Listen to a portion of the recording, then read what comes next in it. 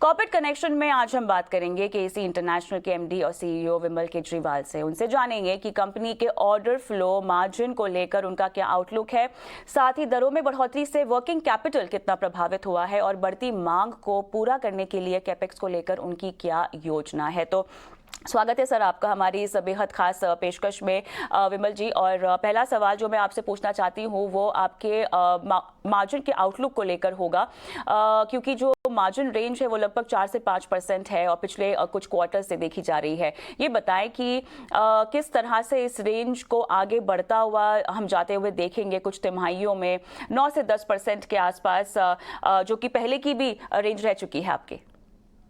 और नमस्कार कविता जी। देखिए, मार्जिन का जहाँ तक सवाल है, पिछले 2 क्वार्टर से मार्जिन हमारी धीरे धीरे बढ़ रही है। तो हम लोग 4.4 तक गए थे, 4.6 हमने कहा था इस क्वार्टर में बढ़ेगी, इस क्वार्टर में 5.1 हुई है। और आज जो हमारी ऑर्डर बुक है, करीब 31,000 करोड़ की ऑर्डर बुक और 3,000 करोड़ के L1 है, वो ठीक ठीक दाम पे है और अच्छे कॉस्टिंग पे है और मेटल प्राइसेस भी स्टेबल हो गई है। तो अब हमको ये लग रहा है कि भाई अगले 2 क्वार्टर में करीब 50 बेसिस पॉइंट के आसपास हर क्वार्टर में इंप्रूवमेंट होगा। और आगे जाके पूरे साल का ये अंदाज है कि करीब जो इस साल में करीब 4.8 4.9 हुआ था, वो करीब 7% के आसपास एवरेज मार्जिन पूरे साल की FY24 में रहेगी। सर, यहाँ पर आउटलुक ऑर्डर इनफ्लो को लेकर मुझे समझना है और साथ साथ जो आपके की सेगमेंट्स रहने वाले हैं उनकी FY24 में आपकी परफॉर्मेंस किस तरह की रह सकती है, आपने क्या योजना तय की है? देखिए, जहां तक ऑर्डर की बात कर रहे हैं, हमारे इस क्वार्टर में भी 7,000 करोड़ के ऑर्डर आए थे और जैसे मैंने कहा, ऑर्डर बुक हमारे करीब 31,000 करोड़ है।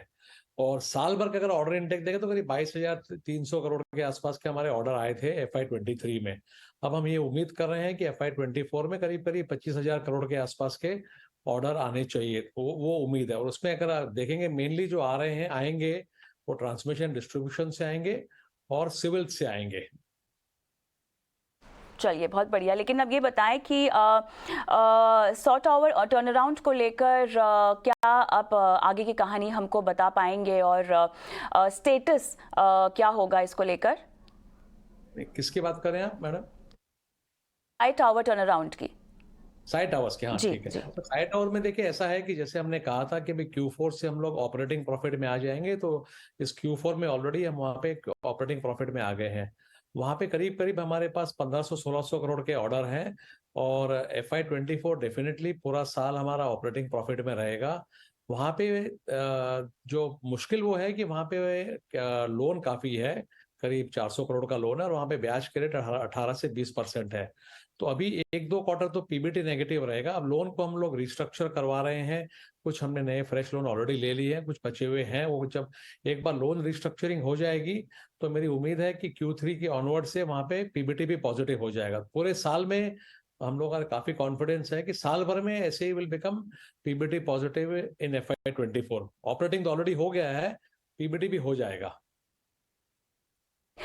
सर, ये बताएं कि अब अगर हम रेलवेज़ के आउटलुक को कंसिडर करना चाहें तो कंपटीशन यहाँ पर बहुत ज़्यादा बढ़ता हुआ दिखाई दे रहा है, क्योंकि रोड EPC प्लेयर्स की जो एंट्री हुई है ख़ासतौर से टियर 2 में, उसको लेकर आपकी क्या समझ है और कैसे आप इस कंपटीशन को देख रहे हैं? देखिए, आपने जो कहा वो सही है, लेकिन वो सिर्फ क्या है कि जो कॉम्पोजिट प्रोजेक्ट्स हैं या सिविल प्रोजेक्ट्स हैं, नई लाइन बिछानी है, डबल करना है या ट्रिपल करना है, उनमें सिविल है।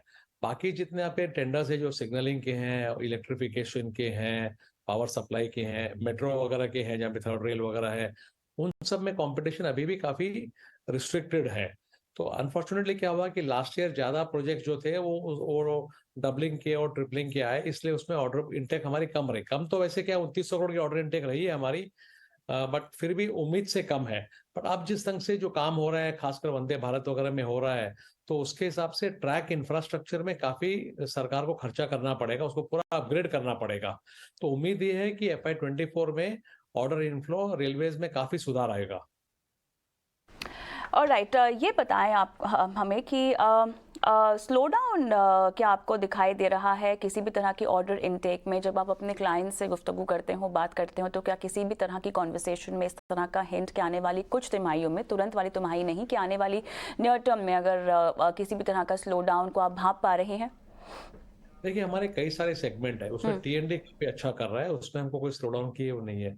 सिविल में बेसिकली 5-6 सेगमेंट है, तो residential is doing very well, मतलब काफी अच्छा काम हो रहा है, काफी इंक्वायरीज आ रही है। और रेसिडेंशियल के अलावा अब हमने देखा कि कमर्शियल में भी इंक्वायरीज आने लग गई, जो पहले थोड़ी दूर थी, but I think post Covid अब रेसिडेंशियल और कमर्शियल में आ रहा है। मेटल्स एंड माइनिंग में काफी काम आ रहा है। जो मेजर इशू हमको दिख रहा है कि ब्रॉडली इंडस्ट्रियल में बहुत कम इंक्वायरीज आ रही है। तो जो प्राइवेट सेक्टर कैपेक्स की जो बात कर रहे हैं, और सभी सभी जगह ये बात हो रही है कि प्राइवेट कैपेक्स स्लो है, वो दिख रहा है बहुत क्लियरली। उस एक सेगमेंट में हमारे पास काफी काफी कम इंक्वायरीज भी आ रही है। Oil and gas last year में बहुत ज्यादा काम नहीं था, लेकिन अब उसमें काम बढ़ते जा रहा है। I think overall except for industrial, private industrial, I think बाकी जगह पे ठीक लग रहा है हमारे को।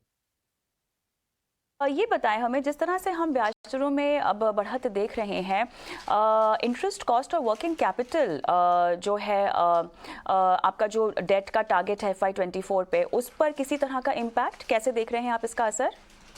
देखिए डेट में जो ओवरऑल नंबर का हमारा टारगेट था, हमने उससे बेहतर किया FY23 में, मतलब I am talking absolute number of date.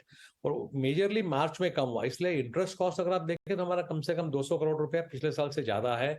वही मेन इशू रहा है हमारा पीबीटी प्रॉफिट्स को कम होने में। As far as FY24 is concern, debt में मेरे को कोई बहुत ज्यादा कम होते हुए नहीं दिख रहा है, because we are talking about 15% से ऊपर की रेवेन्यू ग्रोथ की बात कर रहे हैं।